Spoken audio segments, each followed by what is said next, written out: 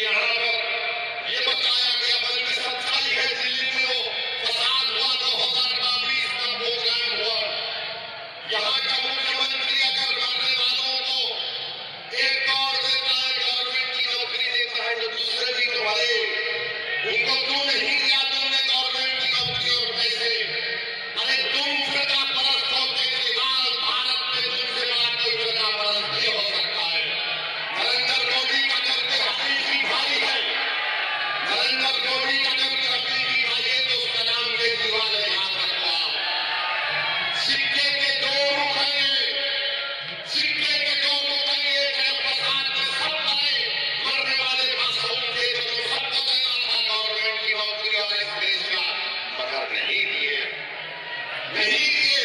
मैंने उस वक्त निकाले कौन है बताओ, जब ये कोविड लगा था तो तबलीग की जमात पर झूठा इल्जाम लगाने वाला कौन था? यही केजरीवाल था। सुपर स्प्रेडर का नाम किया था। बड़ी बड़ी बातें करते हैं, हम ये स्कूल बनाए, हम खुला किए। अरे मुस्तफाबाद कौन केजरीवाल मेरे साथ करके बताओ तुमने क्या काम किया मुसलमानों को।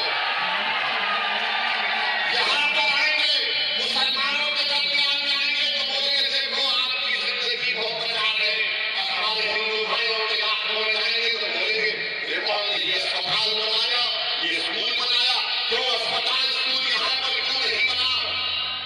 मेरे अजीज दोस्तों और बुजुर्गों, जो लोग चमचागिरी करते हैं, जो लोग चापलूसी करते हैं, जो अपने ईमान को हथियारों की चौखट पर बेच देते हैं, गिरवी रख देते हैं, वो कभी भी अवाम की आवाज नहीं बन सकते। इस बात को याद रखना, कभी भी कुछ नहीं कर पाते। क्या क्या नहीं हो रहा है, अभी मुझे भी यहाँ पर हमारे शोएब जामा साहब बताए ये कचरे का कितना बड़ा मसला है, कितना बड़ा मसला है। और जब ये केजरीवाल मुख्यमंत्री बने तो पब्लिसिटी के लिए 1 रुपया खर्चा होता था। अब केजरीवाल के मुख्यमंत्री बनने के बाद 44 रुपये पब्लिसिटी पर खर्चा किए जाते हैं।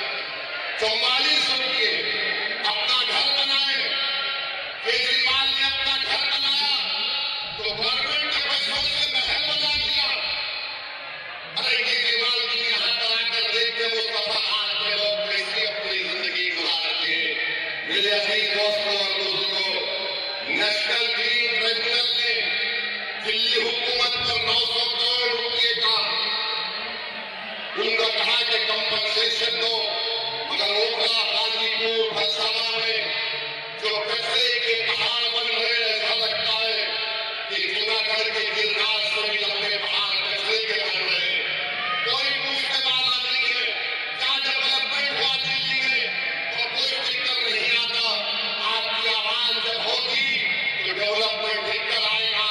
अगर आपकी आवाज नहीं होगी तो याद रखिए कोई डेवलपमेंट नहीं होगा।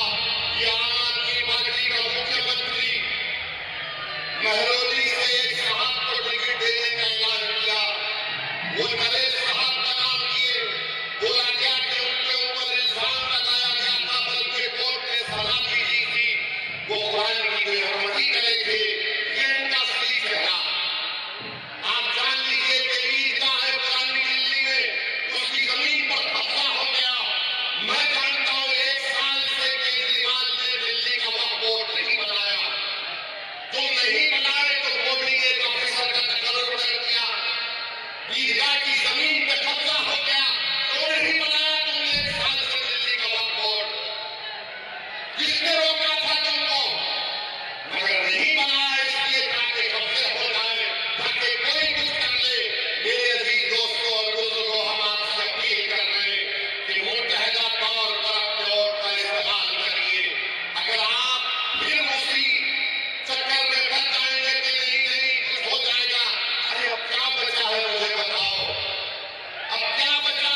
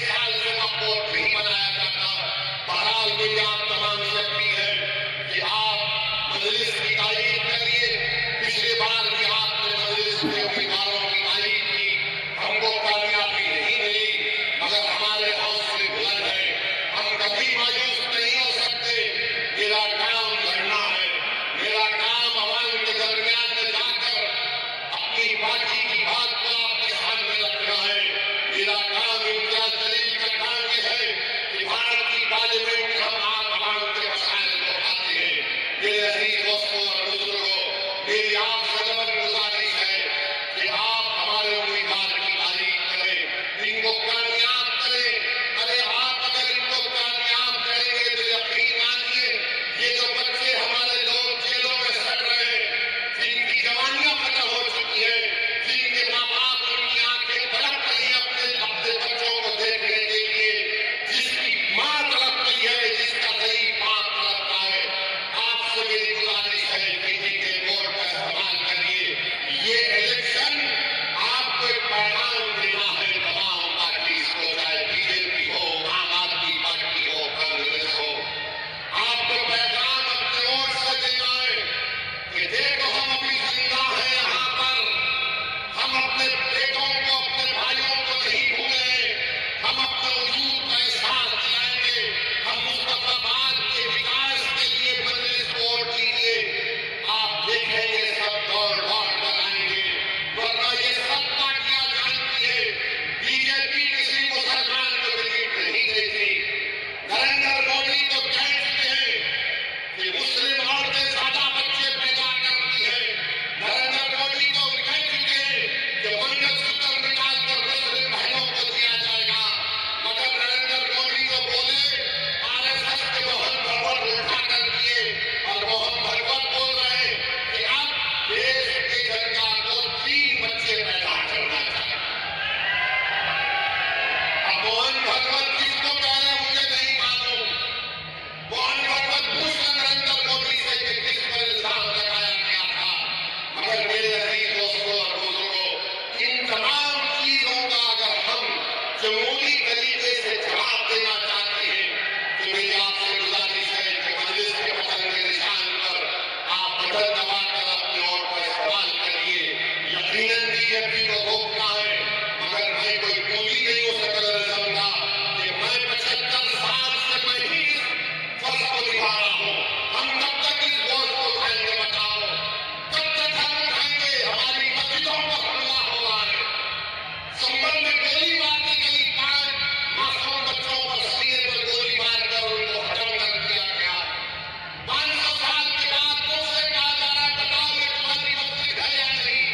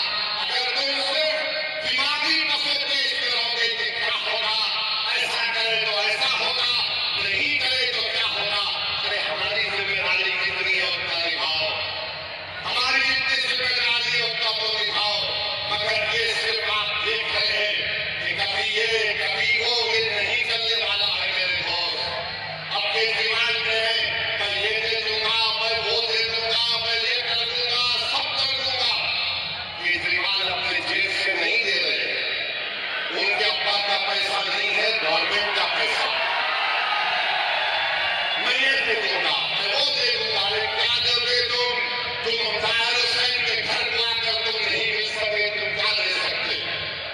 जो जेलों में है तुम उनके परिवार से एक बार फोन करके नहीं बात कर सके, तुम क्या दे सकते?